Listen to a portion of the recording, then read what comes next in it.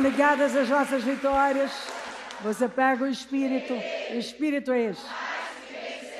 Claro que é, diga eu bebo do Espírito. Da palavra profética para 2026. Pense grande. E pensar grande é pensar como Deus. Ter a mente de? Ter a mente de? Ter a mente de Cristo. Exatamente. Sentem-se um momento, graças a Deus. Muito bom, muito bom. Então, glorificar a Deus é a meta. Glorificar a Deus é a meta. E não se salvar. A meta não é se salvar, a meta é glorificar a Deus. A meta é glorificar a Deus. Se eu não estou glorificando a Deus, eu estou perdendo a minha vida. Eu fui chamado, nós fomos chamados para glorificar a Deus. Como nós temos vivido a nossa vida? Quando Paulo estava sendo levado algemado para Roma, naquela embarcação, ninguém deu ouvidos a ele. Mas ele representava o reino ali. E quando ninguém tinha mais esperança, leia o texto, você vai ver, o povo perdeu a esperança de tudo. Ele vem e anima aquele povo dizendo,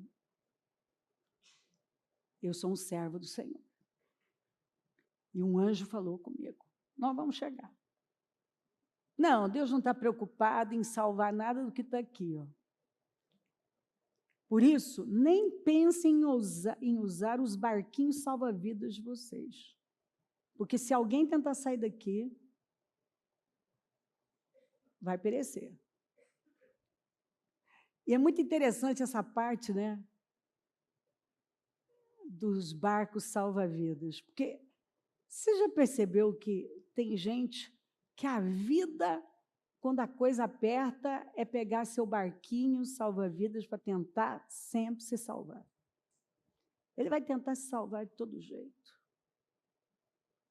Ele nunca para ouvir o que Deus está falando. Não fica. Porque se você ficar, você vai cumprir o propósito. Não, mas vai destruir, vai acontecer. Não, fica. Fica onde você foi colocado. Porque se tentar pegar seu barquinho salva-vidas, vai dar errado isso aí. O reino estava ali. Quem era o reino ali? Quem estava no governo ali? Aquele que para eles era só um prisioneiro, algemado, condenado. Mas aquele homem era o poder de Deus ali. Assim é cada justo. Você é o poder de Deus. Você é o reino onde você está. Nós precisamos ouvir a Deus. Essa escritura, teve um tempo que ela vinha constantemente. E a gente precisa prestar atenção no que Deus está nos direcionando. Então, ele volta a falar sobre a parábola dos talentos, sobre produzir frutos.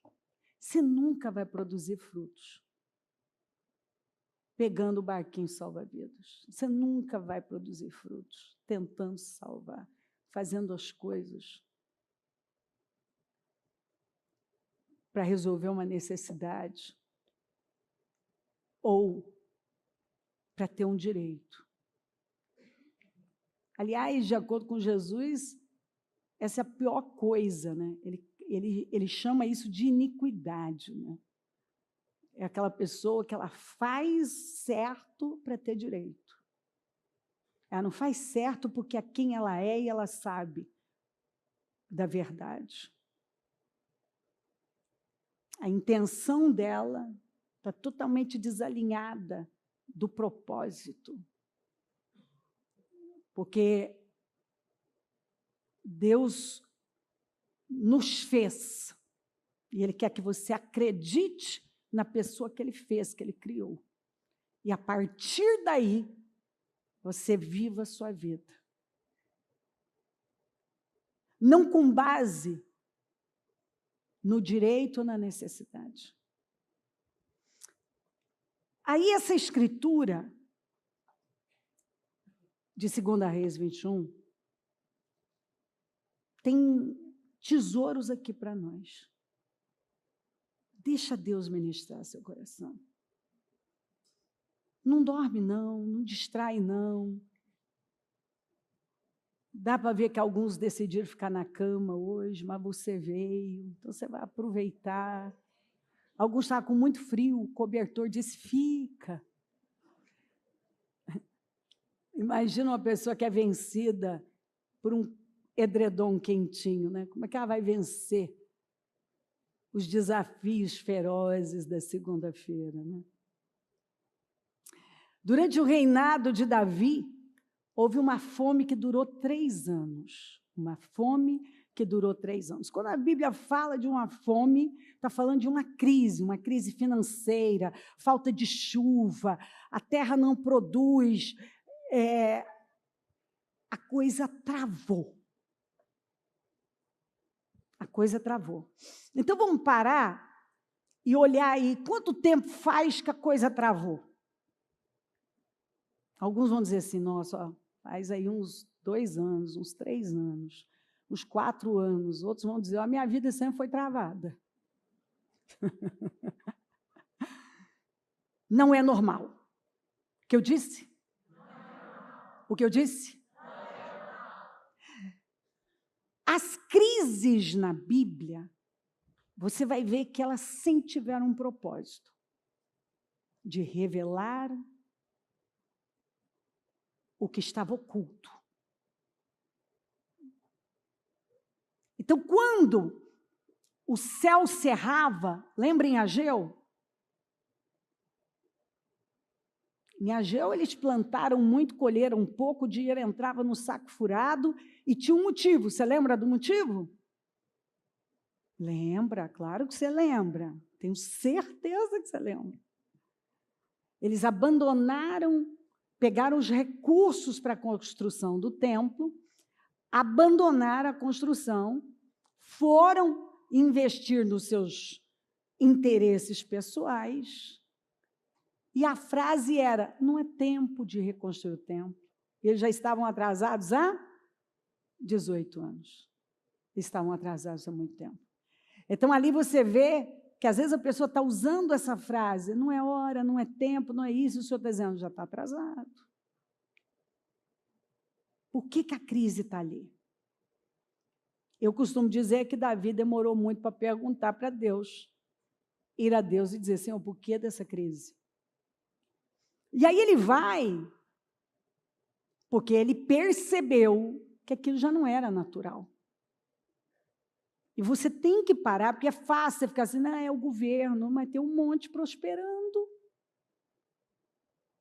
Não, é o governo, não, é esse tempo, não sei o quê. Mas em todo o tempo, nas crises mais severas, você encontra gente que estava indo muito bem. É só lembrar de Isaac, aqueles 7.000 que não se curvaram a Baal nos dias de Acabe e Jezabel. Sem contar a abundância que aquela viúva de Sarepta atraiu para a vida dela quando ela depositou no profeta. Então, colocou em Deus, representado pelo profeta, o pouco que ela tinha.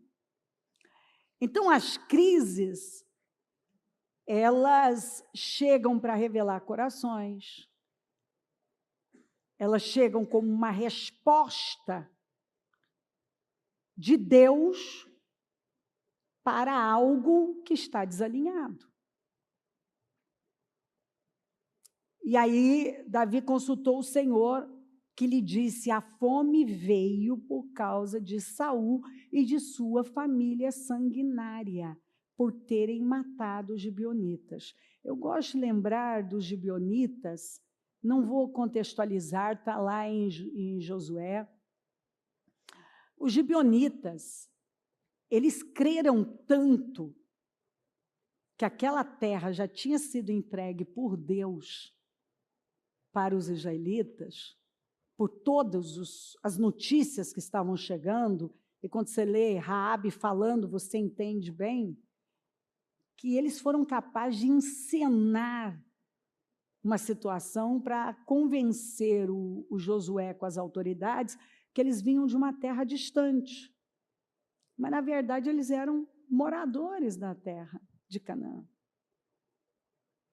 E a Bíblia fala, que aí é um outro assunto, mas é uma escritura que precisa ser levada muito a sério, que o Josué ficou com o que os gibeonitas estavam falando e mostrando. Você já viu gente que define pelo que está vendo e parece que aquilo está, assim, totalmente certo, está correto, mas, na verdade, aquilo é um engano? E ele fez uma aliança com os gibeonitas, e a Bíblia diz assim, ele não consultou o Senhor. Ele ficou com o que ele estava vendo, que parecia ser de verdade, mas era só uma encenação, era mentira.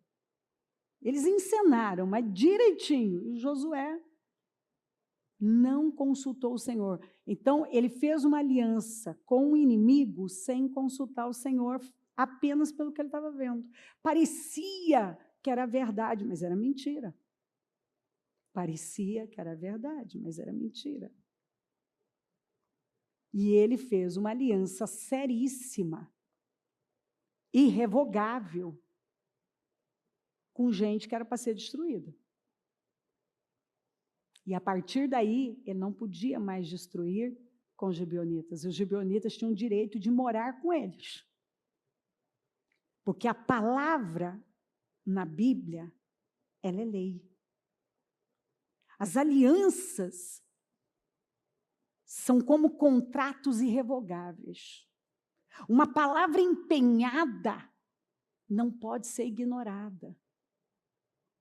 Uma vez que você se compromete com algo, você não pode recuar. Isso vai voltar contra você. Isso é problema na sua vida. Leve isso aqui a sério. Então, esses caras não eram israelitas. Mas uma aliança foi feita. E não importa se você fez uma aliança com a pior pessoa do mundo. Você deu sua palavra, tem uma palavra empenhada. Essa história de que agora são gibeonitas. Não, mas eles são só gibeonitas. Você empenhou uma palavra. Você se comprometeu. E uma vez que você se compromete com algo na Bíblia, o Paulo ainda vai recomendar o jovem Timóteo, seja o exemplo dos fiéis na palavra, no trato, na caridade. Seja o exemplo. Porque nós somos representantes do Senhor aqui. E uma vez que você empenha a sua palavra, ela não pode voltar atrás. Aí você para e pensa, esses caras não eram israelitas. Quantos anos tinham se passado? Inclusive aqui, Saul já tinha morrido. E agora vem sobre a nação de Israel uma fome, uma crise, uma miséria. Miséria. Miséria. Miséria. O povo de Deus não é miserável. Miséria. Deixa Deus falar com você. Porque se a sua mente não for renovada, Não tem meio termo, ou ela vai ser renovada, ou você vai se amargar de tal maneira que você vai se perder, você vai se revoltar, você vai ficar com raiva do mundo, você vai ficar com raiva de Deus, da igreja, você vai sair da igreja. Você vai ver problema onde o problema não está, o problema não estava fora.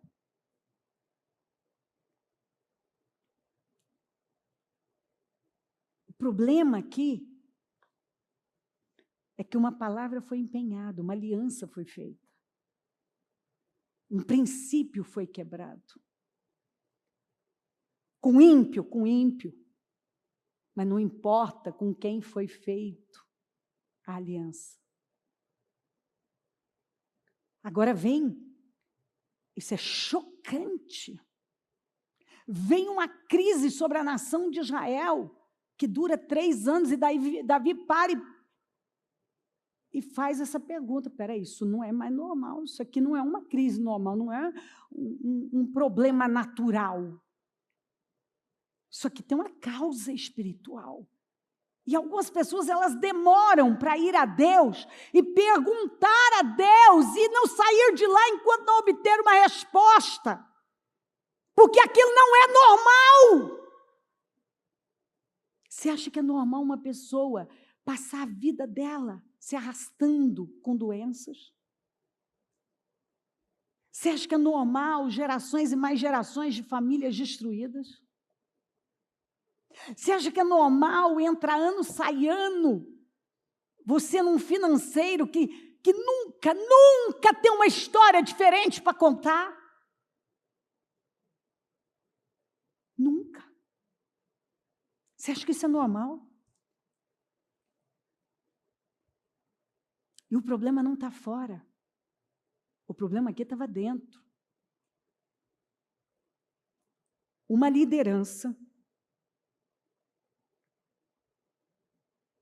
que, ao invés de ouvir a Deus e lidar com os filisteus, para quem ele perdeu, ele foi levantado, disse Deus, para vencer os filisteus. E ele foi vencido. Ele passou a vida batalhando contra os filisteus e nunca venceu a guerra. Venceu batalhas, mas não venceu a guerra. E no final, ele é vencido pelos filisteus, se atira contra a espada. E você já viu gente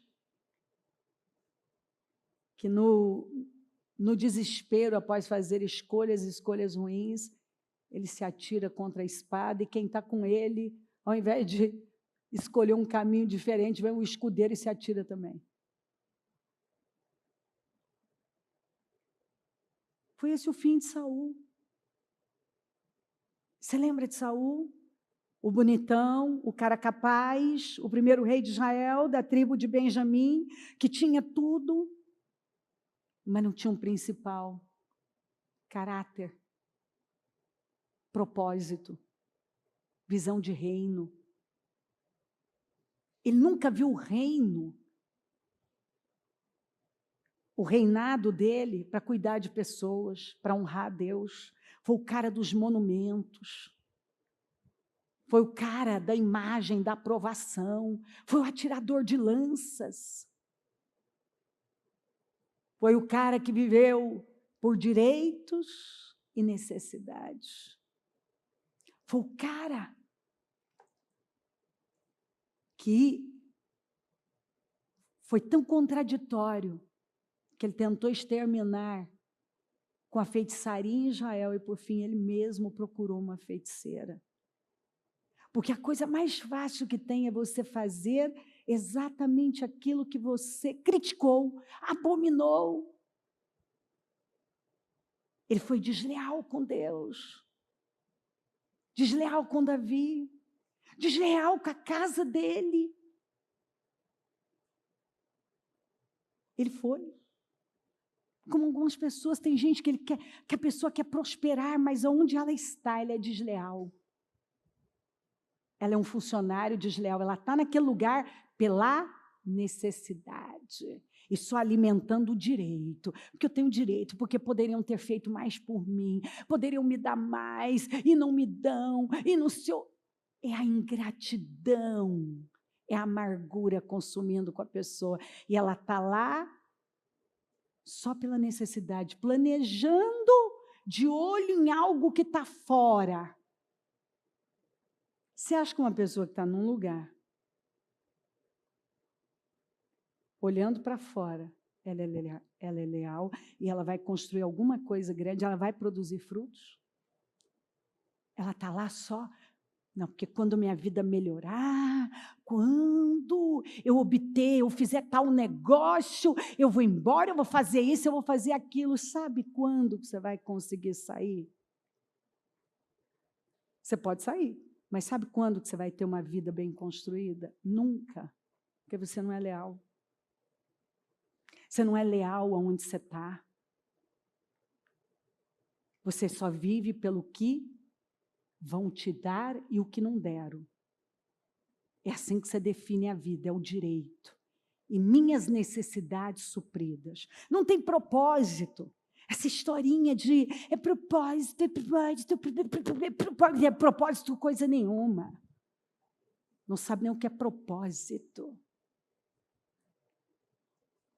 Porque propósito é entrega. É uma dor genuína. É lealdade. Você não faz para ter direito, você faz porque é quem você é.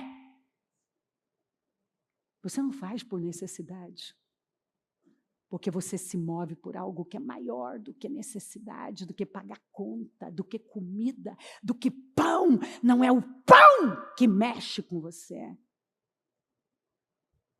mas é estar no centro da vontade do Pai. E essas pessoas passam para a história como instrumentos de Deus. Elas produzem frutos. Elas impactam corações. Elas não dão testemunho, elas são o próprio testemunho da verdade. Porque é impossível ter um contato com elas e sair a mesma pessoa. E Saul foi essa pessoa que nunca foi curada, porque ele não buscou a cura, ele só potencializou, ele foi potencializando. Porque ele pegou o reino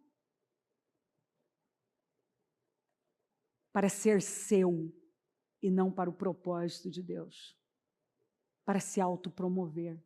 Tudo na vida de Saul era autopromoção. Tudo era autopromoção. É o que você vai me dar, o que você não vai me dar, é o direito que eu tenho. Então, ele tratava mal as pessoas, ele tratava mal a família, ele usou as filhas, ele lançou lanças no próprio filho. Ele foi desleal com Davi, o quanto ele pôde. Ele não ouvia Deus. Saul recebeu uma ordem de exterminar com Amaleque, ele fez do jeito dele. Você já viu gente que só faz do seu jeito, do seu próprio, ao seu modo? Não é o que é certo, é o que ele acha.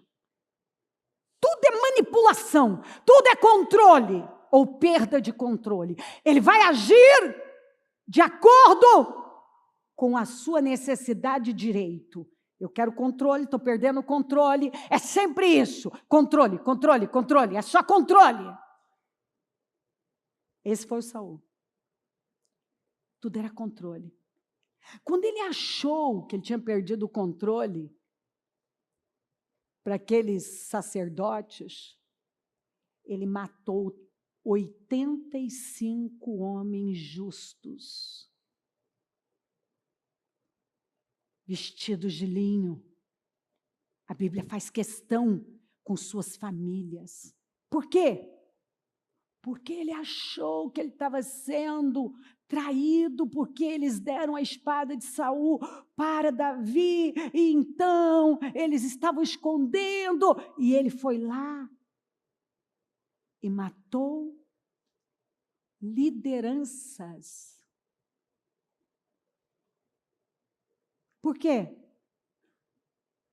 Porque ele era um feridento, amargurado, com uma rejeição que nunca foi tratada. Um cara que só via os seus interesses. Ele manipulava as filhas, ele manipulava o filho, ele manipulava as pessoas. Ele, quando era contrariado, atirava lanças. Porque tudo no mundo tinha que girar em torno dele. E quando tudo tem que girar em torno de você, você já sabe. Se não sabe, vou te contar. Vai terminar mal. Porque alguns dizem que sabem, mas não sabem. A tendência disso é só piorar. Não tem melhora. Quando você não trata um sentimento, ele não tratou. Uma mínima coisa, um refrão de uma música, despertou nele um ódio, uma revolta, uma inveja, que a partir dali ele passou a ser um cara endemoniado. O homem que um dia foi cheio do Espírito Santo, agora era possuído por demônios.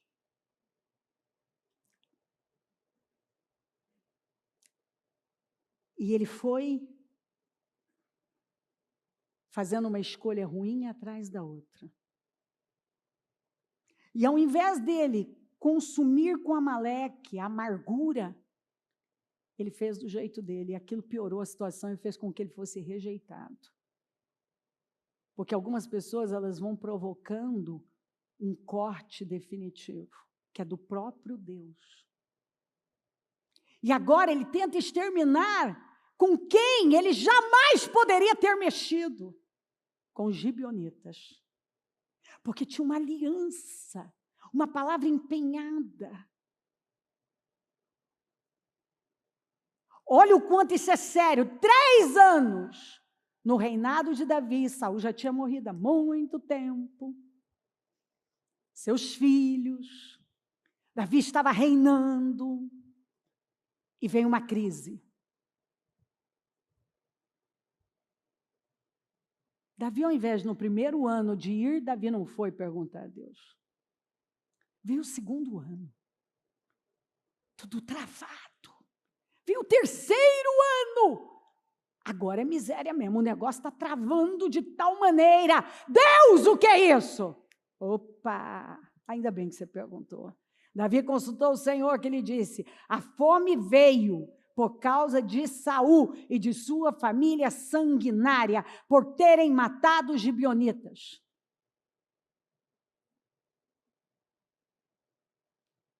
Alguém poderia levantar e dizer assim: mas eles não eram israelitas? E Deus está preocupado com esse povo? Porque você não está entendendo, é o princípio. Você precisa entender que dentro da sua lista de prioridades, não vem primeiro o que você acha que é importante, vem primeiro o que é princípio. Princípio. Você não faz o que dá na sua cabeça, que para você são as suas prioridades. Mas se você quer ser guiado pelo Espírito, você é guiado por princípios. Princípios. Você pode até não concordar. Ele tinha todo o direito de dizer: puxa vida, hein? Josué tinha que ter consultado a Deus. Como que ele me foi fazer uma aliança dessa? Mas está feita. E quem viesse depois de Josué tinha que honrar, e depois honrar, e depois honrar, e Saul tinha que honrar, e Davi tinha que honrar, e todo mundo ia ter que honrar. Porque não podia ser quebrada. E quando você faz, você mexe numa área perigosa, como é na área de princípios, você quebra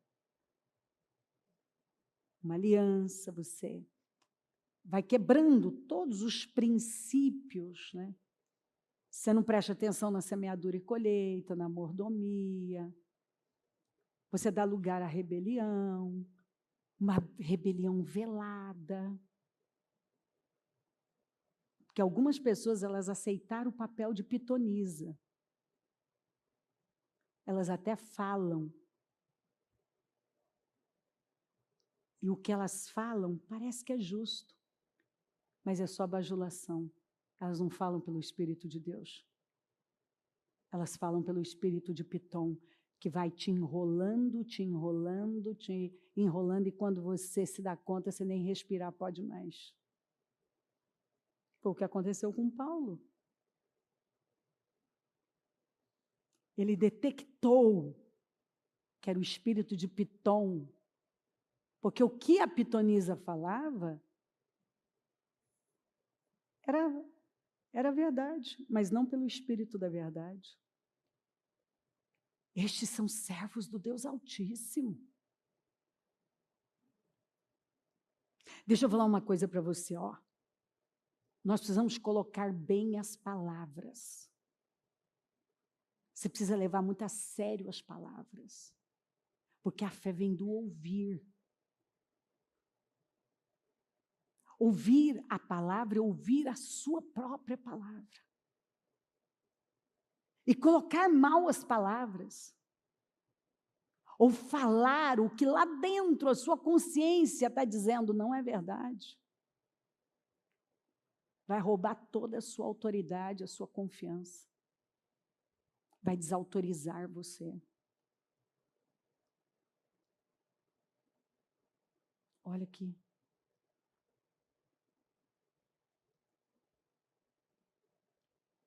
O Senhor disse que foi Saul. Davi podia ter dito, mas o que eu tenho a ver com isso? Esse cara já morreu há tanto tempo. O que eu tenho a ver com isso? Agora é o meu reinado. Mas essa questão de hereditariedade é uma espinha dorsal no reino de Deus. É um negócio que está ligado ao outro. Uma geração ligada à outra. Uma geração ensina a outra. As minhas semeaduras estão afetando a próxima geração. O que eu planto é o que eu vou colher. As guerras que eu não venço, meus filhos, a minha próxima geração terá que lutar. Uma autoridade, ela tem poder, ela move, ela cria uma atmosfera, ela gera algo que pode ser bom, mas pode ser muito ruim. Quando você está numa posição de liderança, um pai é uma liderança, uma mãe é uma liderança. Você está à frente de uma equipe, à frente de uma empresa, à frente de um negócio, à frente de pessoas. Você é responsável da atmosfera, do que você está gerando. O que você está gerando nas pessoas? Escuta, Jesus transformou 10 mandamentos em 2. O primeiro é amá-lo de todo o nosso coração, mente, forças, alma. E o outro é amar o próximo como a nós mesmos. Tudo tem a ver com o irmão, tem a ver com o outro. O que você faz com o outro afeta a sua vida e sua descendência. O que você planta na vida do outro, na vida dos filhos dos outros. Isso é uma regra, é uma máxima na palavra de Deus. Tudo tem a ver com o irmão. Como você lida com o irmão. Como você lida com as diferenças.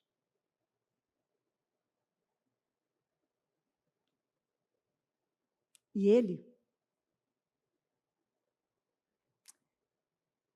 fez do jeito dele com os amalequitas. Engraçado, né? Com Amaleque, ele poupou. Ele poupou o que ele achava conveniente. Com Gibeon, ele tentou exterminar. E isso agora trouxe para Israel uma miséria, uma derrota tão grande, que quando Davi ouve, ele entendeu perfeitamente que aquilo nunca foi reparado. E não importa, veja bem, quantos anos, nunca foi reparado. E não tinha saída. Os gibeonitas teriam que ser reparados. E sabe como? Com a descendência de Saul. Agora, filhos e netos de Saul teriam que ser entregues, 7 membros da família dele tinham que ser entregues aos gibeonitas, 7, é como um ato perfeito, completo, que repararia aquele dano, para serem executados pelos gibeonitas. 5 filhos de Merabe. E aí dá outro assunto. Tem 2 perspectivas aqui, né? Merabe claramente não quis Davi. E aquilo acabou se tornando um livramento para Davi. 5 filhos, 5 netos entregues aos gibeonitas. 2 filhos dele com a concubina Rispa, que tem um sentido tanto de fundamento como de brasa viva.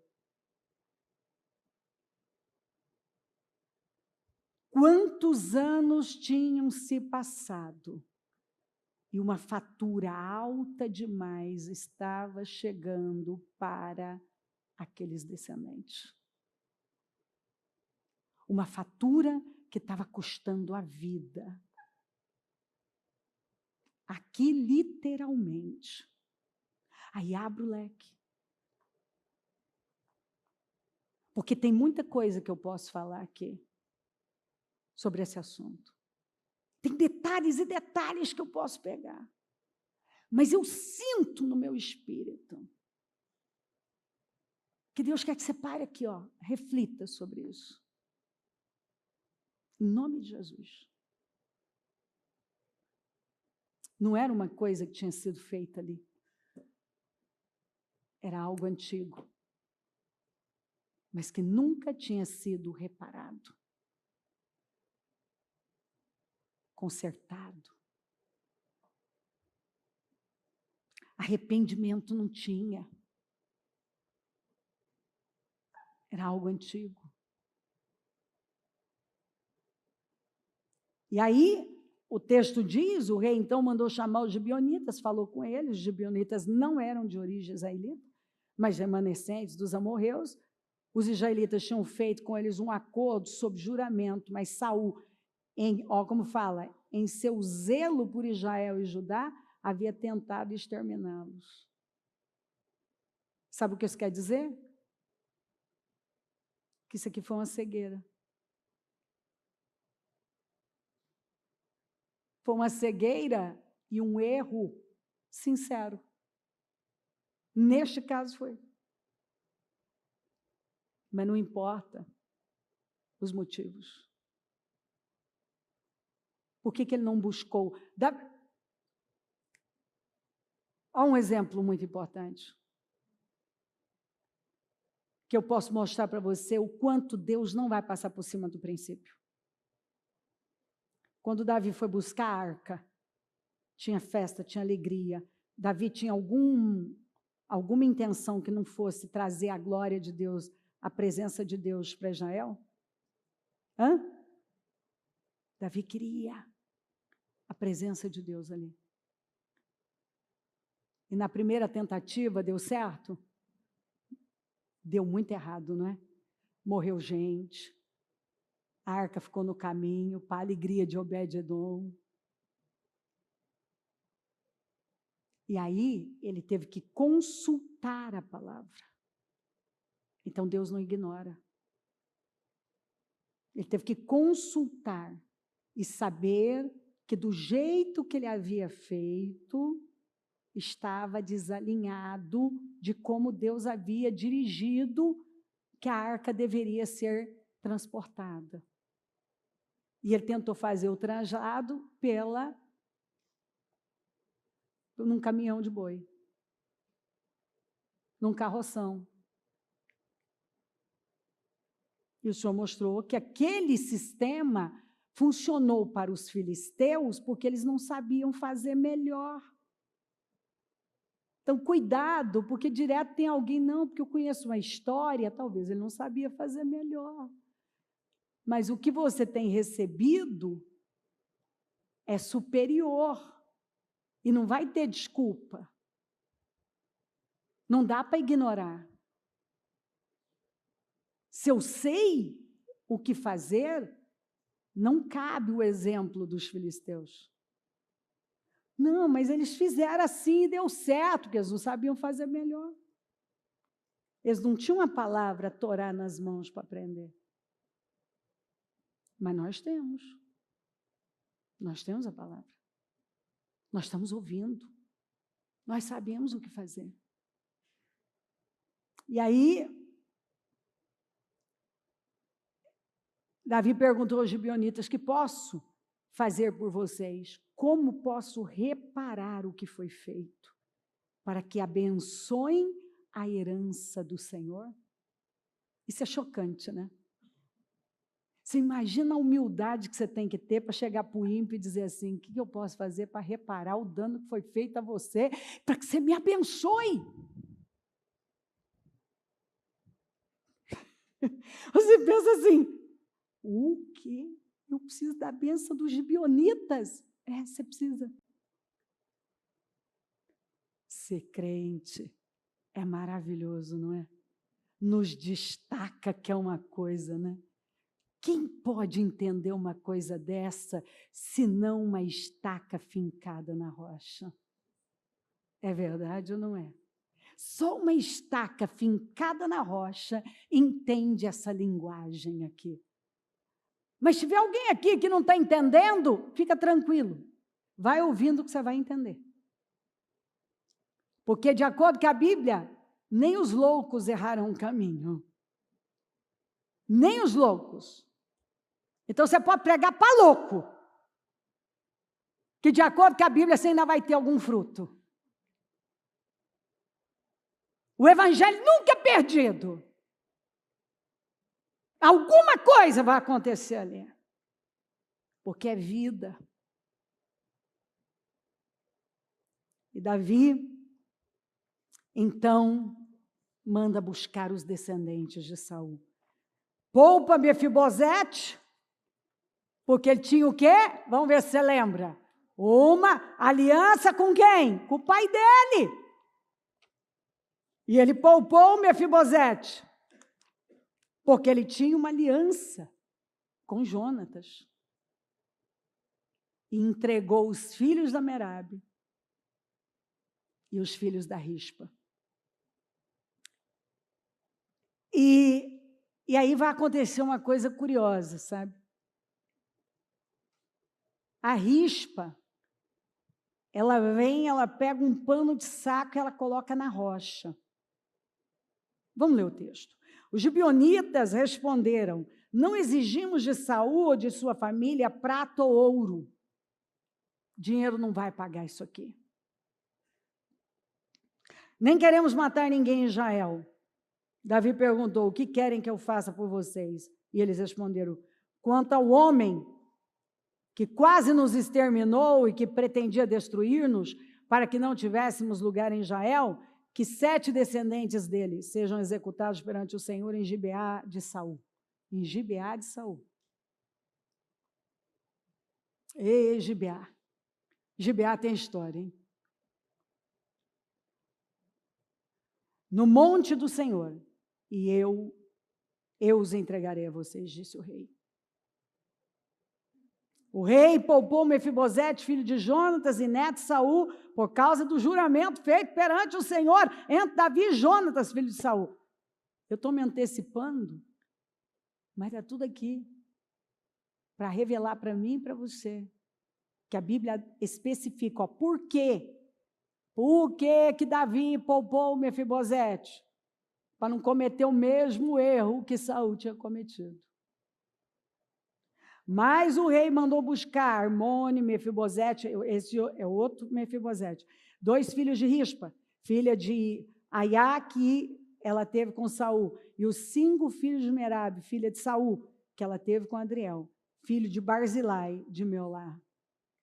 Ele os entregou aos gibeonitas, que os executaram no monte, perante o Senhor. Os 7 foram mortos ao mesmo tempo, nos primeiros dias da colheita de cevada. O tempo da colheita era sempre um tempo de festa. O tempo da colheita era sempre um tempo de festa. Mas observa que ia ter colheita, mas alguma coisa estava acontecendo, que a miséria estava tomando conta da nação. E às vezes não é nem porque não está entrando, está igual na vida do povo de Ageu. Até entra, mas some. Não dá para nada. E ali ele estava reparando algo de anos. Então Rispa, filha de Aiá, pegou um pano de saco que representa um ato de humilhação.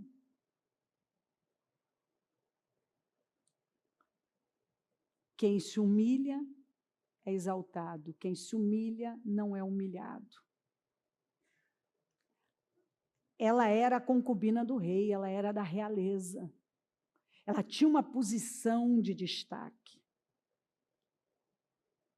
Mas agora, ela pega um pano de saco e o estendeu para si sobre a rocha. A rocha que fala de Cristo. Ela se humilha diante do Senhor. Desde o início da colheita até cair chuva do céu sobre os corpos, ela não deixou que as aves de rapina os tocassem de dia, nem os animais selvagens à noite. Quando Davi foi informado do que Rispa, filha de Aiá, concubina de Saul, havia feito, ele mandou recolher os ossos de Saul e os de Jonatas, tomando-os dos cidadãos de Jabes de Gileade. Eles haviam roubado os ossos da praça de Bet-sean, onde os filisteus os tinham pendurado no dia em que mataram Saul no monte Gilboa. Davi trouxe de lá os ossos de Saul e de seu filho Jonatas, que foram recolhidos dentre os ossos dos que haviam sido executados. Davi trouxe de lá os ossos de Saul e os de seu filho Jonatas, que foram recolhidos dentre os ossos dos que haviam sido executados. Só tinham ossos dos que haviam sido executados.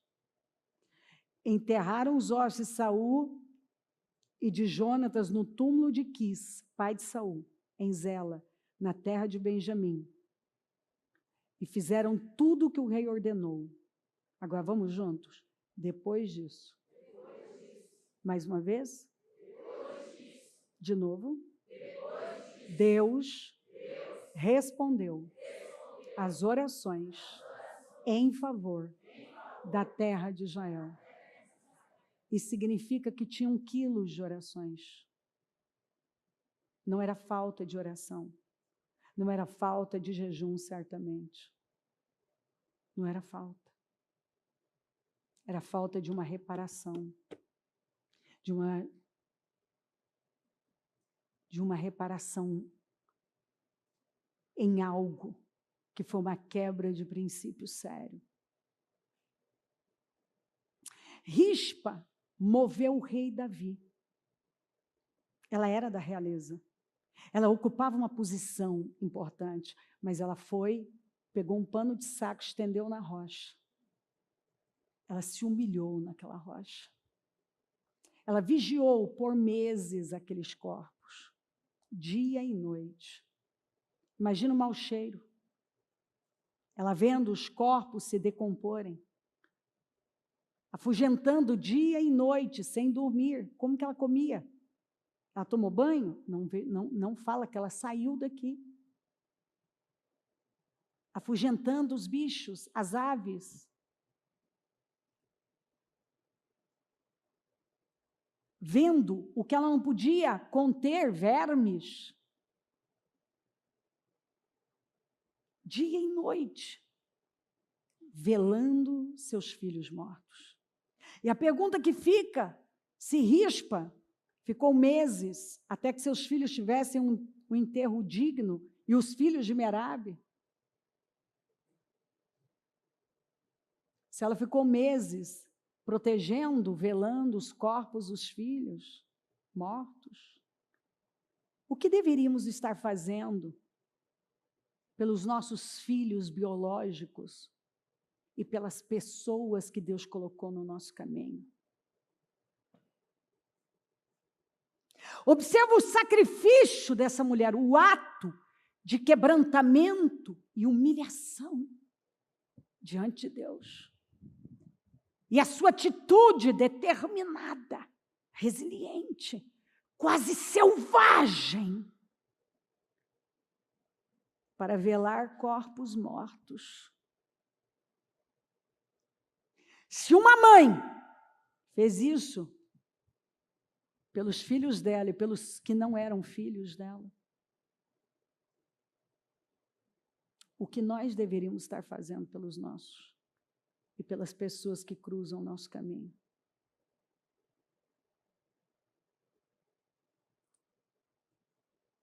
A notícia chegou, aquilo foi tão insuportável para as pessoas ver aquela cena dramática. Meses, aquela mulher naquele pano de saco, naquela rocha. Meses. Meses. Ela mexe com o rei no trono. O rei se lembra que ele também não foi justo. Ele nunca tinha feito um enterro justo, digno para Saul e Jonatas.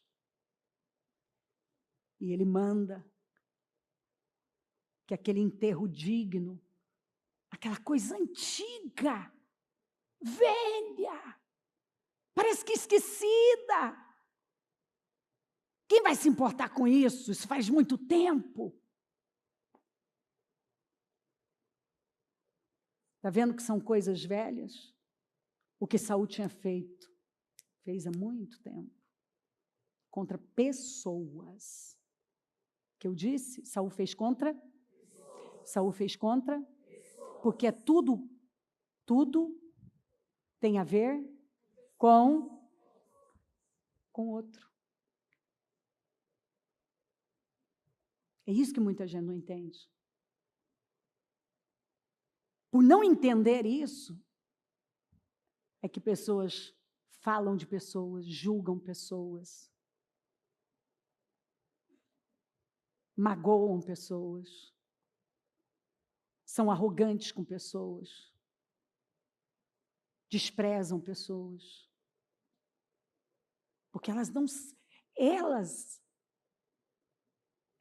são tão autocentradas que elas acham que elas estão no direito delas e que aquilo vai parar nelas. É impossível. Impossível. Não tem como. Eu me lembro de uma mulher que a vida dela, ela foi amante de um homem. Ela tentou destruir o colar daquele homem. Ela tratava mal as pessoas. Era um nível de arrogância. Ela se julgava superior a todo mundo. Um dia, ela se casou, vou viver. Tudo ficou para trás. Nada precisa ser reparado. As vidas que eu tentei destruir, as críticas que eu fiz, as pessoas que eu lesei, os corações que eu feri. E parecia que ela estava vivendo um sonho. E ela gera uma criança que nasceu perfeita, a gravidez foi perfeita. Mas no parto, ela teve um problema, um erro médico, e deu uma lesão séria, cerebral. E aquela criança se tornou um vegetal, dia e noite, diante dela. E aquele homem, diante de muitos problemas, se mostrou um fraco. E agora ela está sozinha. E ele começa a traí-la. Um dia, num desespero, ela clama e diz: por que a minha vida é esse inferno? Egoísta, ainda com raiva de Deus. Se você existe, Deus, por que a minha vida é esse inferno? E ela cai no sono e entra num mundo onde Satanás pega pela mão dela e vai levando ela, como numa visão, por todos os lugares em que ela andou, os corações que ela feriu, as pessoas que ela tentou destruir, tudo por conta do seu egoísmo. E diz para ela, ele usa um versículo bíblico: tudo que o homem plantar, isso ele colherá. E ela acordou. Ela chorava, porque naquela visão ela viu a sua trajetória de vida egoísta, autocentrada, crítica, arrogante, suas imaturidades, seus direitos e necessidades, era só o que ela fazia na vida. O que você vai me dar? Eu tenho direito.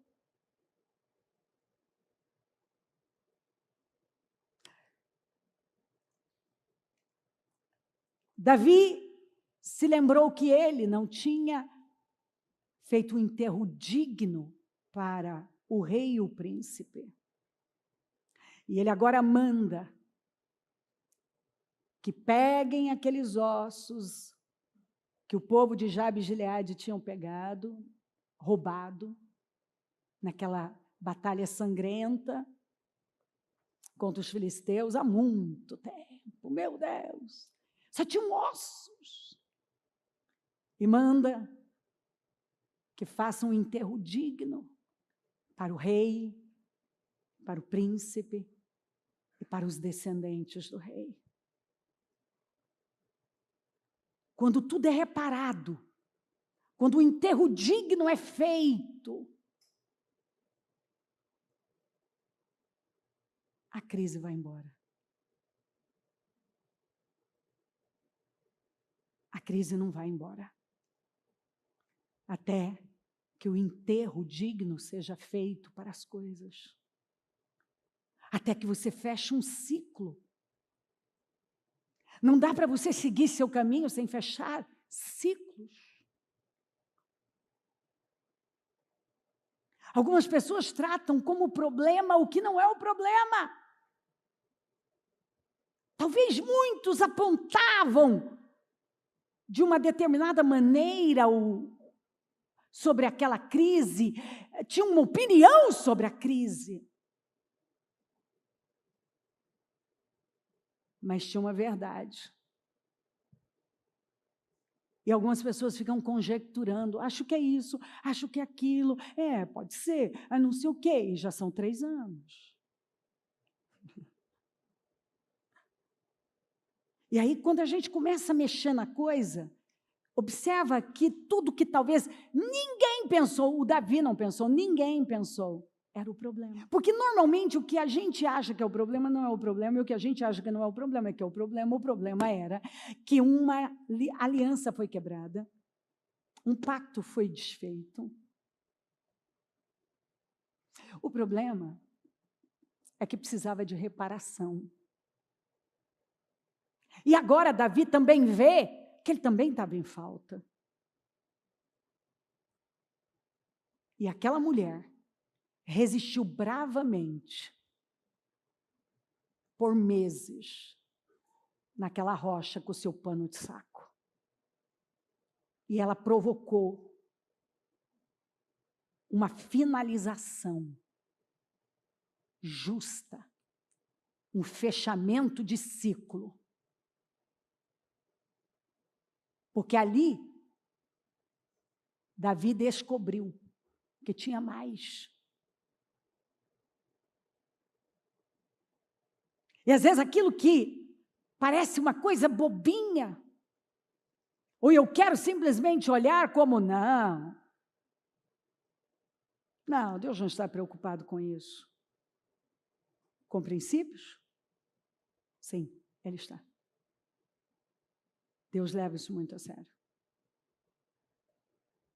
E Ele nos ensina como viver uma vida justa. Porque o reino de Deus não se baseia em necessidades de comida e bebida. Não estejais inquietos por coisa alguma, pelo que vão comer, beber, vestir. Porque isso é coisa de passarinho. Vira um passarinho. Vai aprender com os passarinhos. É coisa de lírio. Olha para os lírios. Se você quer viver assim, vira um lírio. Jesus está ali ensinando e dizendo: busquem em primeiro lugar o reino dos céus. É um princípio das primícias. E todas as coisas que você precisa serão acrescentadas. Então o Senhor, Ele está o tempo todo nos ensinando. Nem só de pão viverá o homem, mas de toda palavra que sai da boca de Deus. O que é que Deus tem falado? Você não precisa de pão, você precisa da palavra.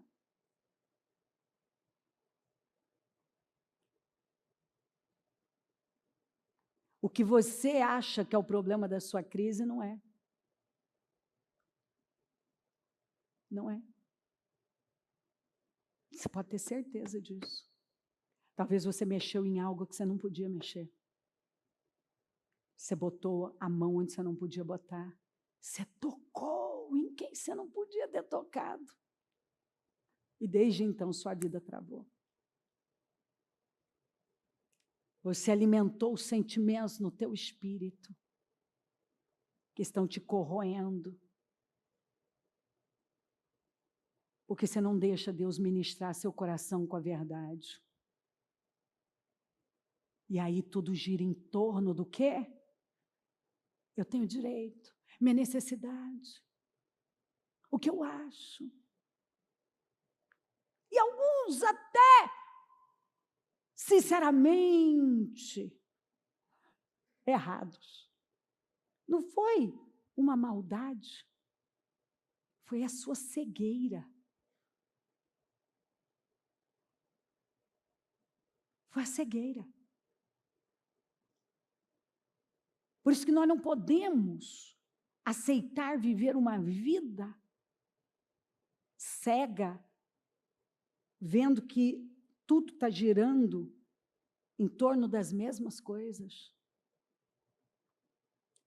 Olha para a sua vida. Talvez você sempre viveu o mesmo tipo de problema.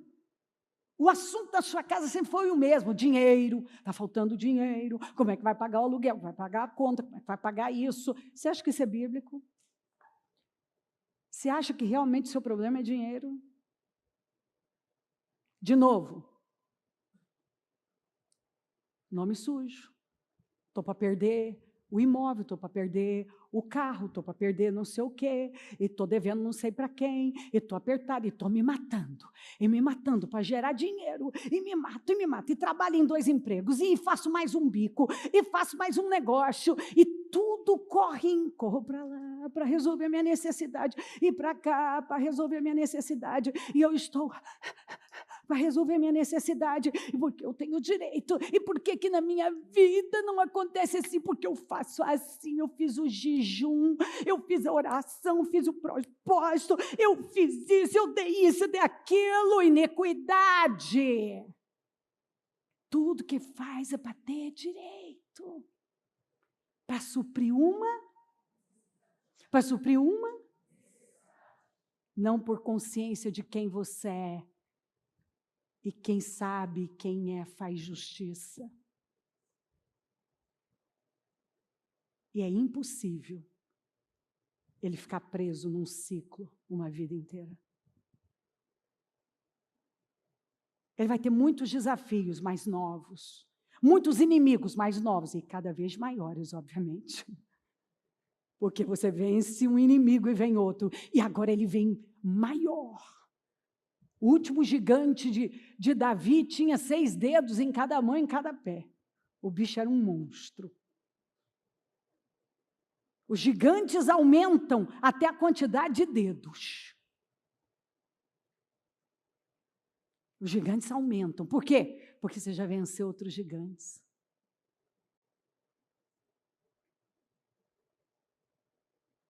Escuta. Para de se prender à liturgia. Eu fui no culto, eu louvei 3 hinos, 4 hinos, eu fiz a oração. Está tudo certo.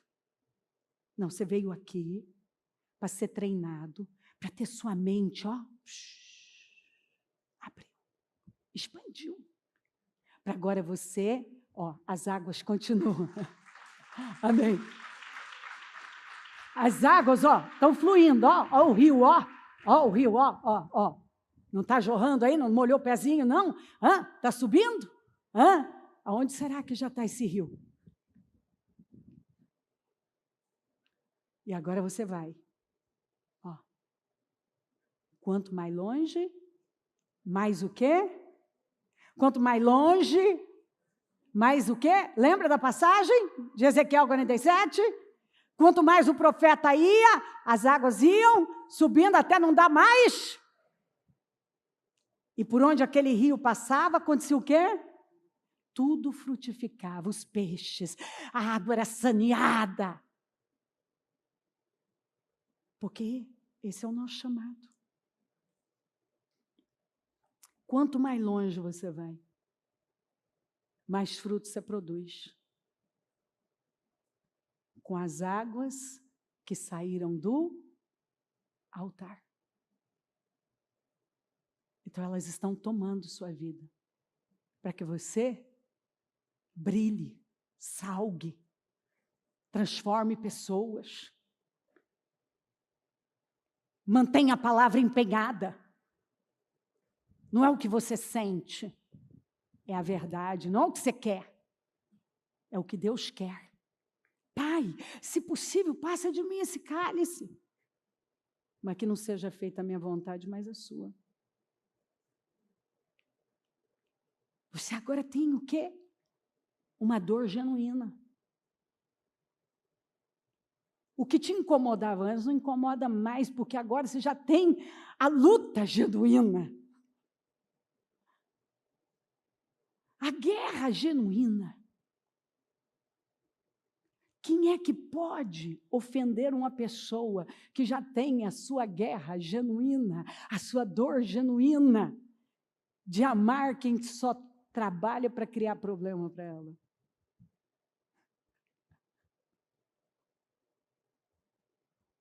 Você está focado no que é relevante. Você nem mais está se prendendo àquilo. Porque você tem algo tão mais profundo dentro de você, que é a dor do propósito. A dor de viver no centro da vontade de Deus e entender que tudo é para glorificar a Deus. A meta é glorificar a Deus. Tudo é para glorificar a Deus. Se não glorifica a Deus, são obras queimadas, obras da carne. É fazer Ismael. E Deus não vai levar em conta. Você vai querer que Deus depois abençoe o Ismael, transforme o Ismael. E ele vai dizer, não, Ismael é teu. Isaac é que eu dei para você. Eu tenho compromisso em fazer a obra no Isaac. Ismael é contigo. Cuida do que você pariu. Eu não pari Ismael, você pariu Ismael. Tanto que em Gênesis 22 ele vai falar o quê? Pega o teu filho, o teu segundo filho, né? O quê? Único, a quem você ama. E oferece para mim. Vai lá e pega teu único filho. Pega lá, toma seu filho. Aí todo mundo para e fala, não, é um erro. Tem Ismael, ele é segundo filho. Não, segundo é seu, Abraão. O que você fez na carne. E que agora te traz consequências, porque o filho da carne zomba do filho da promessa. Você nunca viu? Você já viveu isso, talvez. Aquilo que você fez na carne, agora zombando da sua promessa. Lembra quando Isaac foi desmamado? E a Bíblia diz que Ismael estava zombando de Isaac? E a Sara viu aquilo?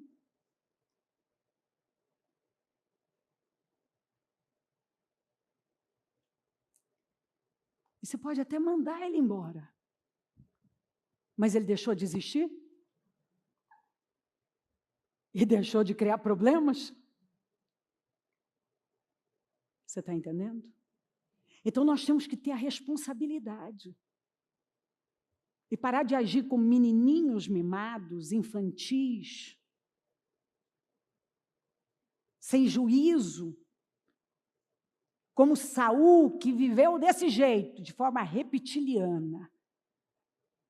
Você já viu um jacaré? Se o colega dele, outro jacaré, bater nele, ele pode arrancar uma pata do jacaré, amigo dele, que está do lado.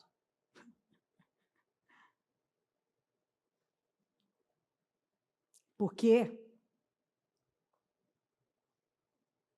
se você não entender o propósito, se você viver por necessidade, você vira um comedor. E aí você come tudo. Porque você é um consumidor.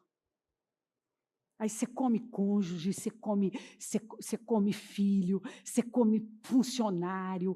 Tudo é comedor, é o canibalismo. É um canibal.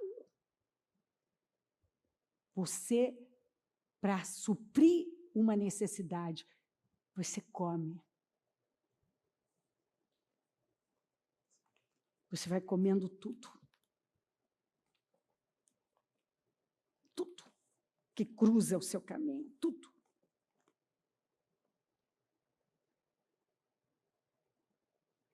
E não é o que muita gente tem feito?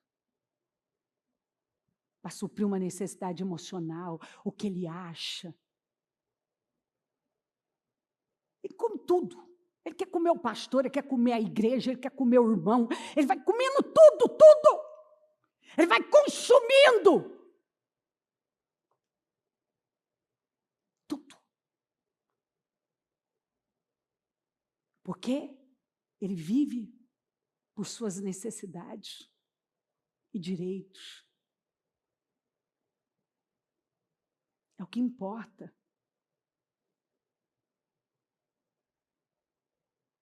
Tem até um nome para isso, né? Antropofagia. Antropofagia. Antropofagia. A pessoa vai comendo. Ela é uma consumidora de tudo. Porque o que vale é o que ela sente, eu sinto, estou com vontade de comer isso aqui, eu estou com vontade de consumir isso aqui, é o que eu sinto, eu estou sentindo.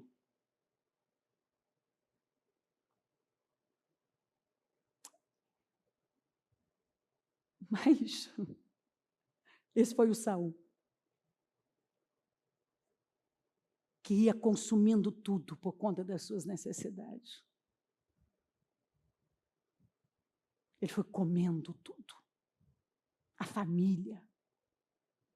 Vendeu as filhas de acordo com a sua cabeça, do que dá na cabeça, dentro dos seus interesses. O que importava era o que ele sentia, era o que ele queria, era um monumento, era a imagem. Ele acaba de receber a notícia que ele foi rejeitado por Deus. E o que ele diz? Não, Samuel, você foi rejeitado. Deus está rejeitando você. Não, tudo bem, mas vai comigo. Oferecer sacrifício ao Senhor, para que o povo, está escrito, vai ler o texto, para que o povo veja que você está comigo. Porque o que importava para ele era a imagem, era convencer. Vamos nos colocar em pé. Não quero que você perca nada. Aí eu já começo a ver um que está deitando assim, está assim. Deixa Deus falar o seu coração. Então vamos. Se mexe aí. Deus está respondendo perguntas. Desde o início da reunião. Abrindo a sua mente para que você veja o que talvez você não estava vendo. Entenda, para que te seja revelado a verdade.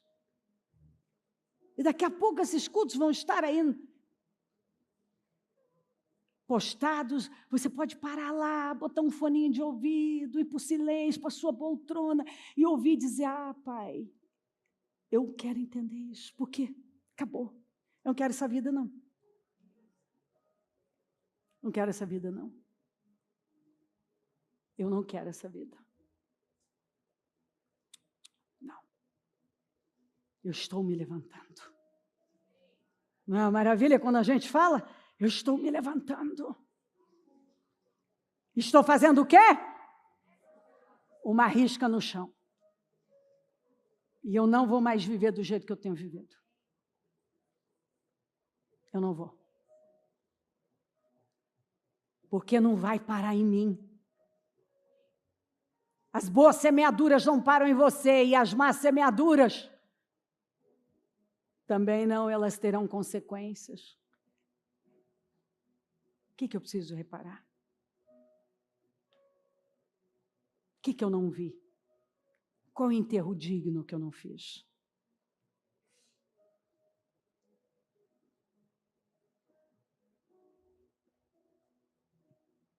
Será que não chegou a hora de eu pegar meu paninho de saco e ir para a rocha que é Cristo? E ter uma atitude que vai mexer com a maior autoridade, com as maiores autoridades?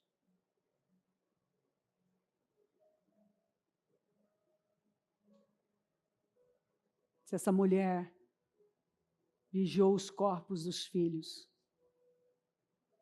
o que nós deveríamos estar fazendo com os nossos filhos vivos e com os nossos irmãos na fé? O quê? Como é que nós vamos sair daqui a pouco dali? Ó, a água, ó, tá saindo, ó, da soleira do templo, ó. Você está permitindo ela subir? Você vai sair, ela vai te acompanhar. E quanto mais longe do templo, mais impacto você terá em nome de Jesus. Levante-se. Levante-se com fé. Levante-se. Enxergue a verdade. Viva alinhado à verdade. Saia desse mundinho pequeno, religioso, imaturo. Não aceita mais. ser uma faca que alguém está tentando convencer você que você é chave de fenda. E o que é pior, tudo quanto é parafuso está mal apertado. Vai começar a cair tudo daqui a pouco.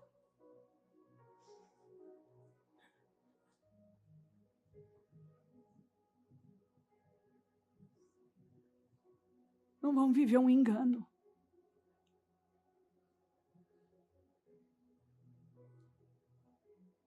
Talvez a crise que está aí. Você já fez perguntas, já tirou conclusões, mas nunca deu lugar a esta mensagem aqui, ó,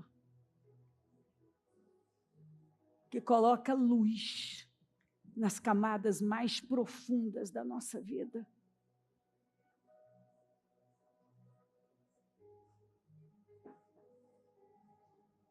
Eu costumo dizer, alguém tinha que ter dito isso para Saul, mas ele sabia, ele foi ensinado.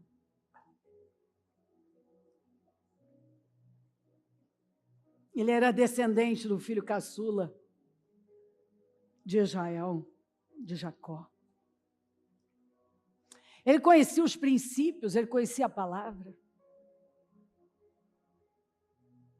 E Deus não tem como culpado o inocente, mas também não tem como inocente o culpado, aquele que tem conhecimento.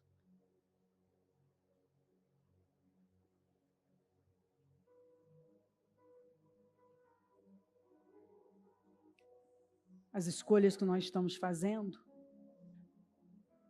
elas vão afetar nosso futuro, vão afetar nossos descendentes. E do começo ao fim, eu posso resumir este culto com uma palavra. Deus está nos chamando à responsabilidade. Responsabilidade. Responsabilidade. Pelo que eu penso, pelo que eu sinto, pelos meus atos, pelas minhas semeaduras. Responsabilidade. Pelo que eu falei.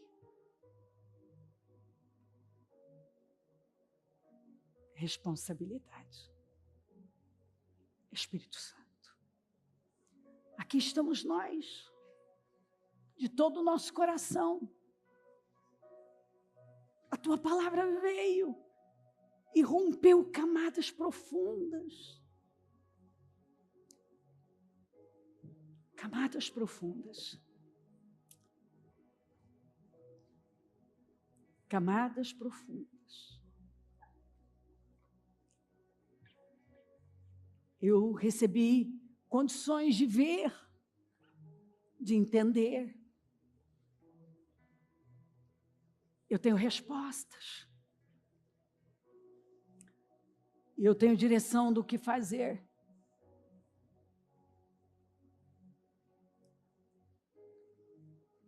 E cada um, Senhor, sabe onde tem que reparar.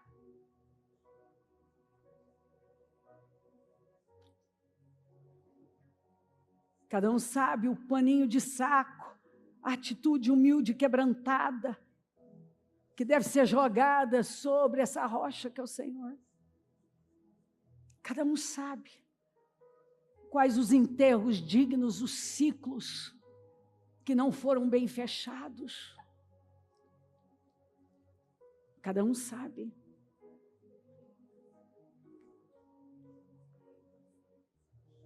Cada um sabe como tem vivido a sua vida.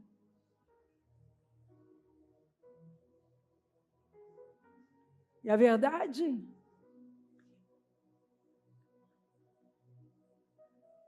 é que tudo que chega na nossa vida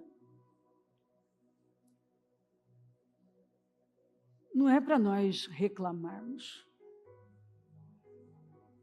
É para darmos uma resposta de fé, para rompermos, para desenvolvermos virtude.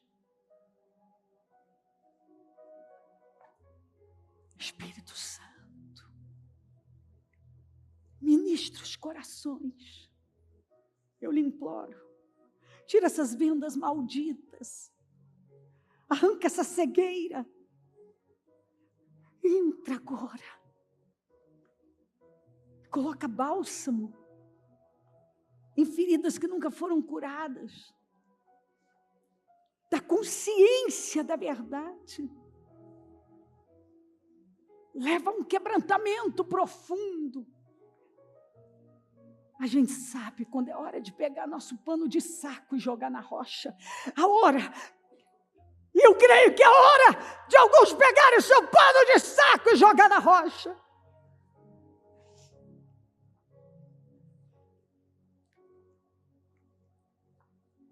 Pai,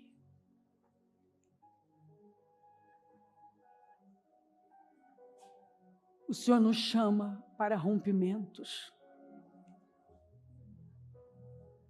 para multiplicar o que o Senhor colocou nas nossas mãos, para frutificarmos. Chega de nos preocuparmos com coisas tão vãs, insignificantes e inúteis. E vamos viver uma vida de verdade, uma vida que te glorifica, uma vida que o honra, uma vida que elimina todas as vozes de uma ansiedade criativa e nos leva a viver uma angústia de verdade, uma angústia genuína de quem está fincado na rocha, tem a mente do Senhor, anda nas suas pisadas, tem a sua natureza, está aqui para te representar, para te glorificar, para ser um testemunho vivo da verdade, não para fazer o que todo mundo está fazendo, mas para saber qual o seu lugar, ter a visão do seu lugar, do seu chamado, e simplesmente, com temor e alegria, frutificar onde foi plantado, ser um testemunho da verdade.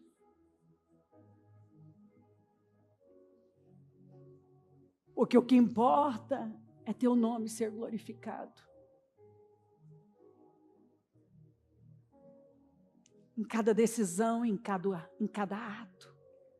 Vivemos um tempo, Senhor, onde podemos ver esse canibalismo terrível.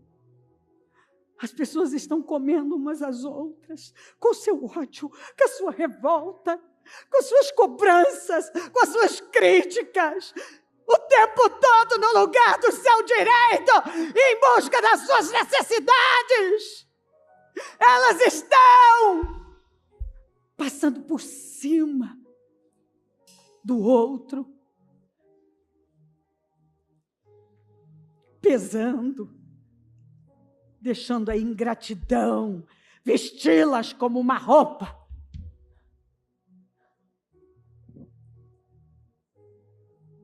E tudo gira em torno delas.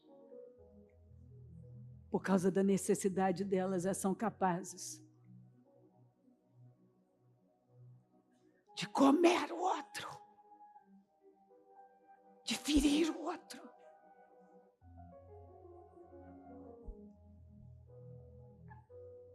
Esse foi Saul.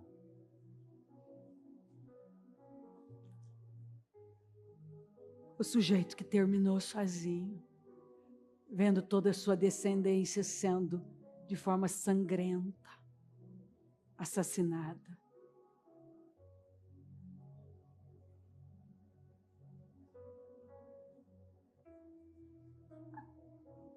Depois de muitos anos, seus descendentes ainda sofriam as consequências das suas escolhas.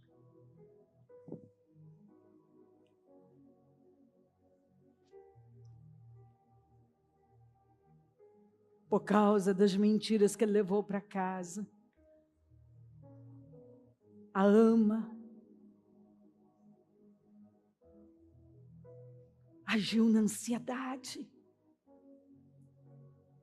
porque estava incutido nelas mentiras de um inimigo imaginário.